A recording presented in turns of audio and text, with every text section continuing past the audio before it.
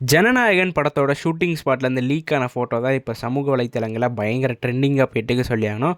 அப்படி என்ன photo league ஆச்சு, அந்த ஃபோட்டோவில் என்ன இருந்துச்சு, அதை பற்றி டீட்டெயிலாக இந்த வீடியோ வந்து டிஸ்கஸ் பண்ணலாம்.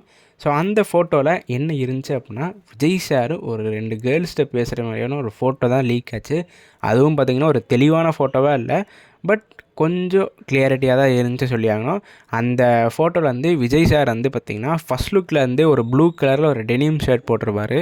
அந்த ஷர்ட் போட்டிருந்து ஓல்டு லுக், அதாவது அந்த ஒயிட் ஹேர்லாம் மெயின்டைன் பண்ணி அந்த தளபதி கச்சேரியில் கூட ஒரு லுக்கில் இருந்திருப்பார். அந்த லுக்கில் தான் இருந்தார். இதில் ஒரு ஆச்சரியப்பட வேண்டிய விஷயம் வந்து என்னென்னா, விஜய் சார் வந்து அவரோட கையில் டிவிகே கொடியை வந்து பார்த்திங்கன்னா டேட்டூவாக குத்திருந்தார்.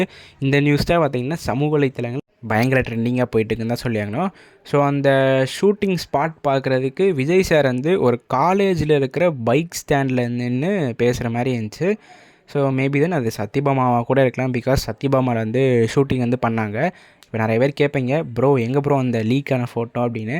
ஸோ லீக்கான ஃபோட்டோ நம்மளால் யூஸ் பண்ண முடியாது நண்பா. பிகாஸ் நான் யூஸ் பண்ணேன் அப்படின்னா நம்ம வீடியோ காப்பிரைட் ஸ்ட்ரைக் வந்து கொடுத்துருவாங்க.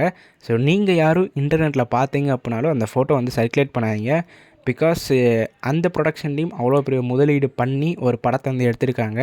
நம்ம வந்து சர்வசாதாரணமாக வந்து ஒரு போஸ்ட்டாகவும் ஒரு ஸ்டோரியாகவும் போட்டு அவங்க வியாபாரத்தை கெடுக்க வேண்டாம்னு சொல்லிட்டு நீ மட்டும் வீடியோ போடுறா நிறைய பேர் கேட்பீங்க.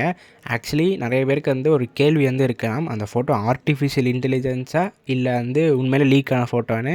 ஏன்னா நேற்று ட்விட்டரில் அந்த ஃபோட்டோ லீக் ஆனப்போ நிறையா பேர் வந்து ஆர்டிஃபிஷியல் இன்டெலிஜென்ஸ் அப்படின்னு தான் சொல்லிட்டு இருந்தாங்க.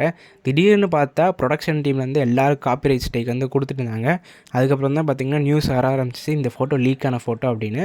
ஸோ அந்த ஃபோட்டோ ஏஐயா இல்லை ஒரிஜினல் ஃபோட்டோவா அப்படின்னு சொல்கிறதுக்கான தான் இந்த வீடியோ. அது மட்டும் இல்லாமல் ஒரு சில லக்குள்ள ரசிகர்கள் வந்து அந்த ஃபோட்டோ வந்து அந்த டைம் சோஷியல் மீடியாவில் பார்த்துருப்பாங்க. ஸோ ஒரு சில பேர் பார்த்துருக்க மாட்டாங்க. ஸோ அவங்களுக்காண்டி இந்த வீடியோ. ஸோ நீங்கள் யாரும் அந்த ஃபோட்டோவை சர்க்குலேட் பண்ணாதீங்க அப்படி சொல்லிட்டு இந்த வீடியோ நான் முடிச்சுக்கிறேன். அடுத்த வீடியோவில் சந்திக்கும் முறை நான் உங்கள் NK. நன்றி, வணக்கம்.